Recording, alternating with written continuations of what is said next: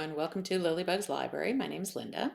So it's just a kind of a quick little video today. This one is a tag. What's it called here?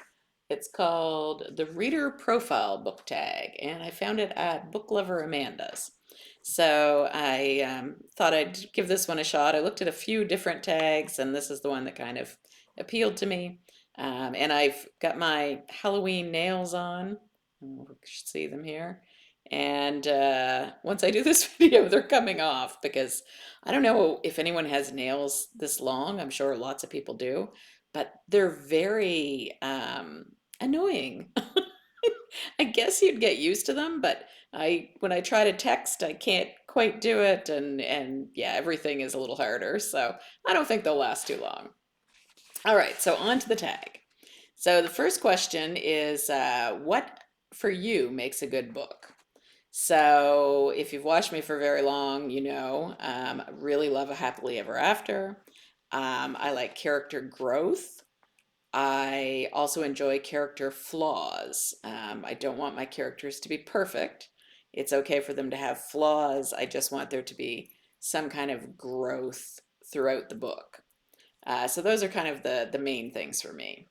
What am I currently reading? Right now, I'm reading I'll Be Home for Mischief. It's an arc by Jacqueline Frost, who is Julianne Lindsay, and it's the fifth in her Christmas Tree Mystery series. Comes out first, I think it's around November 7th or so. So I'll definitely have it done way before then. I'm zipping through it, and I'll have a video out on it before then as well. And I'm also reading. Wait now, I gotta figure out what it's called. Something Love, Chai, and Other Four-Letter Words. That's what it is. And I'm listening to that as an audiobook, and so far it's good. So we'll see where that one goes.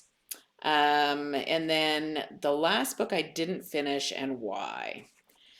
I was going to say, I did have written here on my notes that it was a nonfiction book about Lady Jane Grey, and I found it hard to get through because of all the English kings and queens and trying to keep everybody straight, so I kind of gave up on that one. But truthfully, I just DNF'd one, which was called, see, I can't keep a name in my head to save my life here. What was it called? One second here. I'm just grabbing my Goodreads to see. Do, do, do. Play the Jeopardy theme song. It was called The Wake Up Call.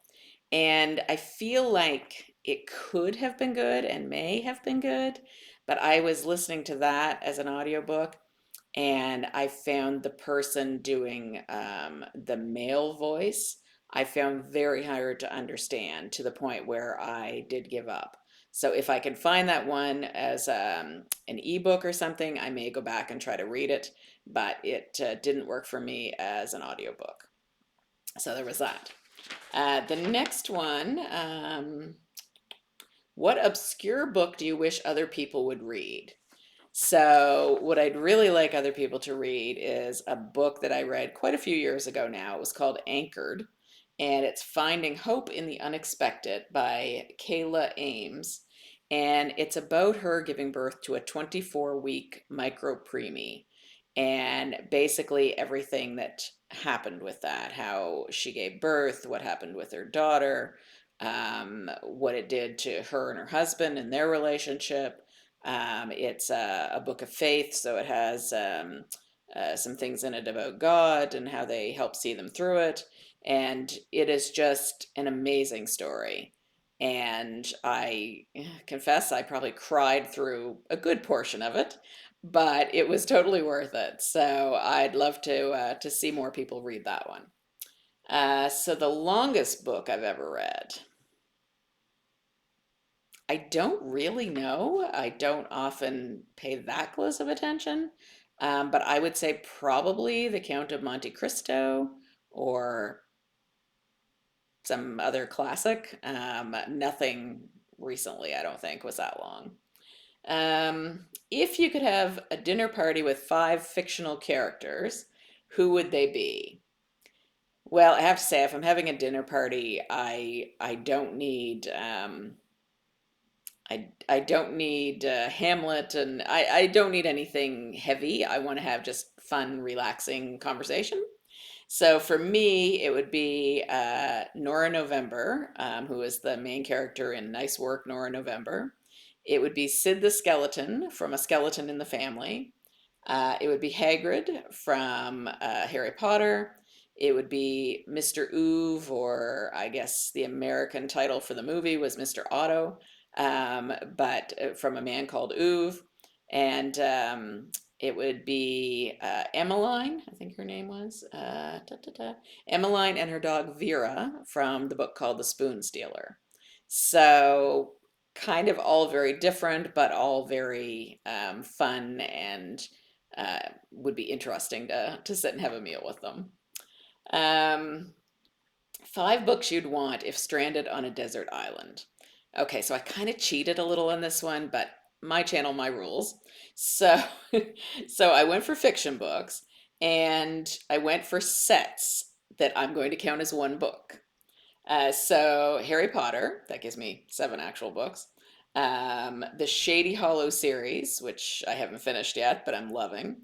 The Bergman Brothers, I'm not sure how many's in that series, but a few. The Pineapple Port Mysteries, and Campers and Criminals, which I'm pretty sure is up to like maybe 30. So I figure all those would keep me busy until I was hopefully rescued. If I wanted to be rescued at that point, maybe I wouldn't. And then one book I could not put down. Um, I like a lot of uh, I like a lot of different books, and there's been quite a few that have really captured my attention. I think one of my favorites was Crazy Little Thing, which is a Diamond Cove book, and it was a sweet romantic comedy about a man who was a rock singer and this woman who's a librarian, and how they meet and then disappear from each other's lives and then get back together later, and how his grandfather is responsible for trying to get them together. It was really heartwarming and fun, and really loved the characters in it and the romance. So I think that would be the one I would choose. 5 books or authors you will never read. Well, I have read them, so I guess it would be Never Read Again. Um, Jodi Picoult, great author, but she does not do happily ever afters, and that always upsets me. Colleen Hoover, for her lack of trigger warnings. Ernest Hemingway, because I just thought he was a misogynistic mm, guy, and not my favorite. I would not say I'd never read him again. Maybe I would try again. Maybe as a, I think the last time I read him, I was probably in my late teens, early 20s. Maybe he would have something to say to me now, but I didn't care for him. Margaret Atwood, she is a Canadian treasure, and I understand that, but I have never cared for her books. I'm not even sure I could tell you why. I just hmm, never connect it with them. Maybe it's her writing style, I'm not sure, but did not like them. And Jane Austen. I know everyone loves Jane Austen. I have read her books, but they just didn't do it for me. I, another one I just felt I had no connection to. And then if you were to write a book, what would it be about? So I would write a Canadian cozy mystery set on the East Coast. And I am, I hate to say I'm currently working on that, because I'm not working very hard at it, to be quite honest. I should be, I'd like to be spending more time with it, but life gets in the way. So someday maybe. All right, so that is my reader profile tag, and hope you enjoyed it. I'd love to hear from you in the comments. I'd love to know what kind of cozy mystery you think you would like to write, or maybe to read that doesn't exist, or an author that you don't care for and wouldn't read. I'm just dying to have a conversation with you about it in the comments, so love to hear what you have to say. So happy Halloween, everyone. Hope you have a great evening, and we will see you in November. All right, bye-bye.